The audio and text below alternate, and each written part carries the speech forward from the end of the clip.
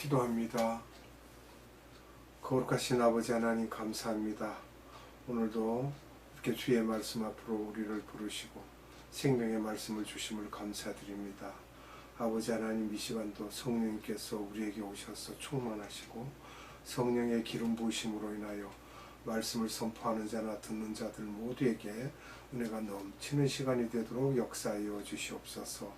아버지 하나님께 무한한 감사와 찬양과 영광을 올려드리옵고 예수님의 이름으로 감사하며 기도드리옵나이다. 아멘.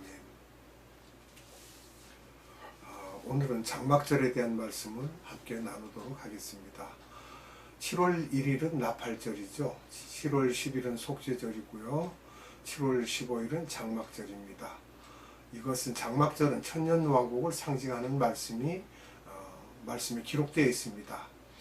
스가랴서 14장 9절을 봅니다. 여호와께서 천하의 왕이 되시리니 그날에는 여호와께서 홀로 하나이실 것이요 그 이름이 홀로 하나이실 것이며. 아멘. 스가랴서 14장 16절입니다. 예루살렘을 치러 왔던 열국 중에 남은 자가 해마다 올라와서 그 왕 만군의 여호와께 숭배하며 초막절을 지킬 것이라. 아멘. 천년왕국은 낙원이 아닙니다. 그러므로 전쟁도 있을 것이라고 분명히 말씀을 하고 있습니다. 이사야서 65장 17절로 19절을 보겠습니다. 보라, 내가 새 하늘과 새 땅을 창조하리니 이전 것은 기억되거나 마음에 생각나지 아니할 것이라. 너희는 나의 창조하는 것을 인하여 영원히 기뻐하며 즐거워할지니라. 보라, 내가 예루살렘으로 즐거움을 창조하며 그 백성으로 기쁨을 삼고 내가 예루살렘을 즐거워하며 나의 백성을 기뻐하리니 우는 소리와 부르짖는 소리가 그 가운데서 다시는 들리지 아니할 것이며. 아멘. 새하늘과 새 땅에 대한 말씀입니다. 그럼 이사야서 65장 20절로 24절을 봅니다. 거기는 날수가 많지 못하여 죽는 유아와 수완이 차지 못한 노인이 다시는 없을 것이라. 곧 100세에 죽는 자가 아이겠고 100세 못되어 죽는 자는 저주받은 것이리라.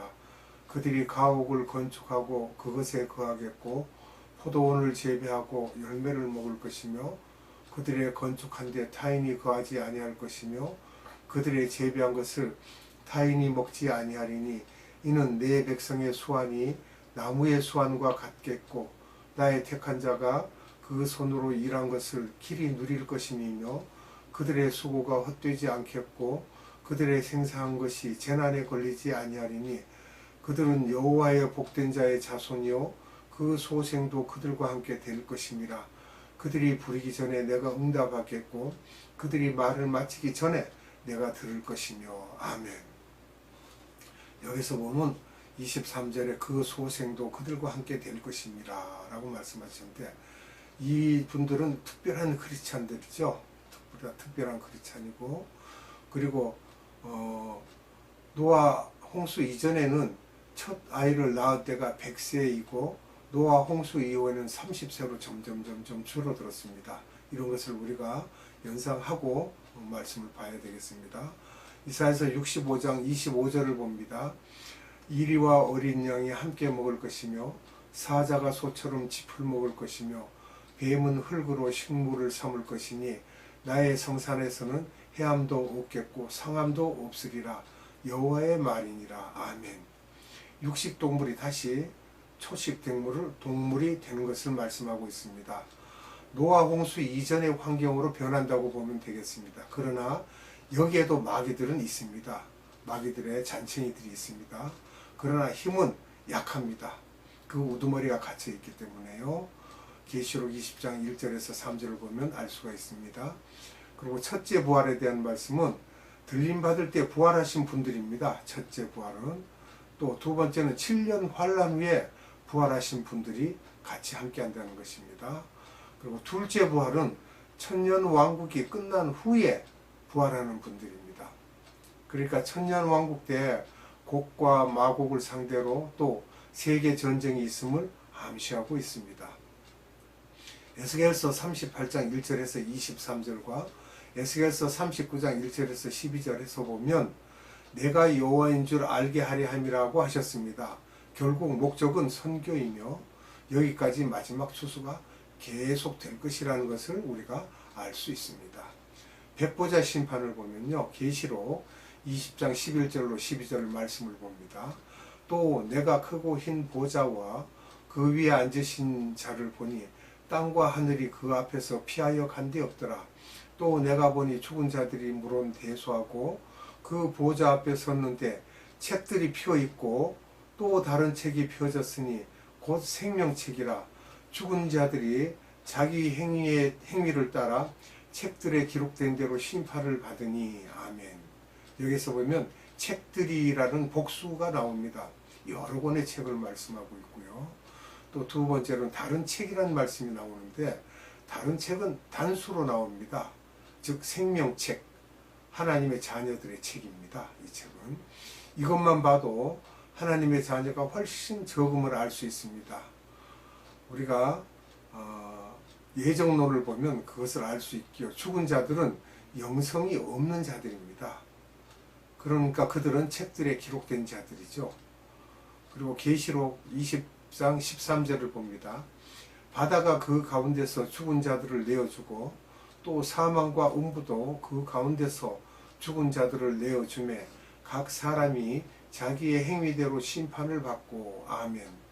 여기에서 바다가 나옵니다. 바다가 그 가운데서 죽은 자들인데 바다는 이 세상을 말하고 있는 것이며 사망과 음부는 동격입니다. 같은 동격인데 음부에 있는 자들도 어디론가 간다는 것입니다.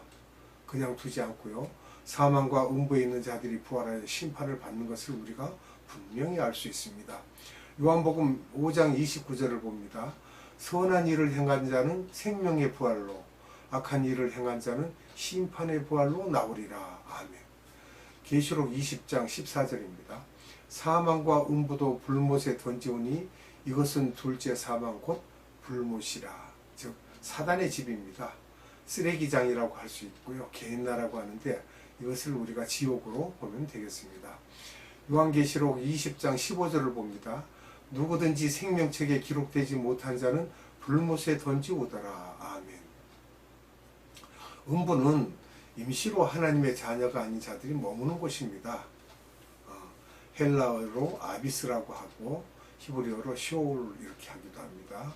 또 무적행은 위치상으로 볼 때 바닥이 없는 구멍을 말하고 있습니다. 얼마나 깊은지. 또 그 다음에는 던전이라고 하는 말씀이 있는데 역시 영어로 던전인데 깊은 구덩이를 말하고 있죠. 또 영어로 하데스라고도 합니다. 그리고 백보자 심판이라고 하니까 어느 선교사가 아마 그때 초년병이었나 봐요. 백보자라는 말은 없는 것 같은데요. 그래서 이 말씀을 제가 알려줬습니다. 하나님의 자녀들은 새하늘과 새 땅을 가죠. 새하늘과 새 땅. 그리고 하나님의 자녀가 아닌 자들은 불못을 간다고 합니다. 심판이 끝난 후에는 계시록 21장 1, 2절을 봅니다. 또 내가 새하늘과 새 땅을 보니 처음 하늘과 처음 땅이 없어졌고 바다도 다시 있지 않더라.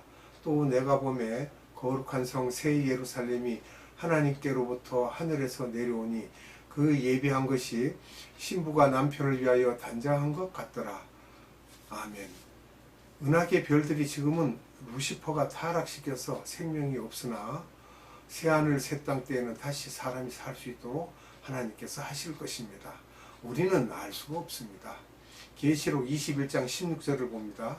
그 성은 네모가 반듯하여 장광이 같은지라 그 갈대로 그 성을 청량하니 12,000 스타디온이요 장과 광과 고가 같더라. 아멘.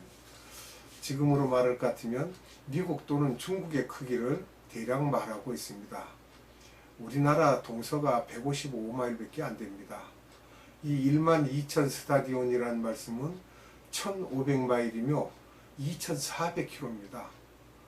사방으로요. 계시록 21장 21절을 봅니다. 그 12문은 12진주니 문마다 한 진주여 성의 길은 맑은 유리 같은 정금이더라. 아멘. 새 예루살렘 성은 각 면마다 문이 3개씩 12문이 있는데 한 문마다